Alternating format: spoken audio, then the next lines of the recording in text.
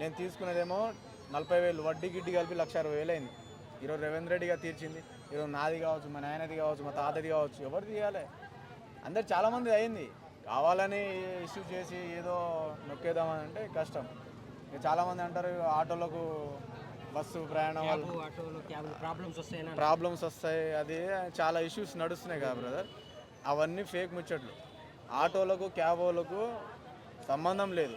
ఎందుకంటే ఆటోలు క్యాబ్ వాళ్ళు బస్సు మరీ ఆటోలు క్యాబ్ వాళ్ళు ఉన్నప్పుడు స్టార్టింగ్లో నువ్వు ఓలా ఊబర్కి ఎందుకు సపోర్ట్ చేసావు? 30% 40% కమిషన్ ఎందుకు తీసుకున్నావు? గత ప్రభుత్వంలో తీసుకున్నారు. ఇప్పుడు 0% కమిషన్ ఎందుకు నడుస్తుంది? ఇప్పుడున్న ప్రభుత్వంలో ఆటో డ్రైవర్లు కానీ అదే క్యాబ్ డ్రైవర్లు కానీ 0% కమిషన్ ఎందుకు జరుగుతుంది? 400 ఆర్డర్ కొడితే 120 రూపాయలు వాడే తీసుకుంటాడు. 300 రూపాయలు కొడితే 100 రూపాయలు వాడే తీసుకుంటాడు. 30% తీసుకుంటాడు. మరి ఈ ప్రభుత్వంలో ఎందుకు తీసుకుంటలేరు? అవన్నీ ఎడిగిపోయినాయి. అవన్నీ మనం అబ్జర్వ్ చేయము. ఆటోలు బతకట్లేదు.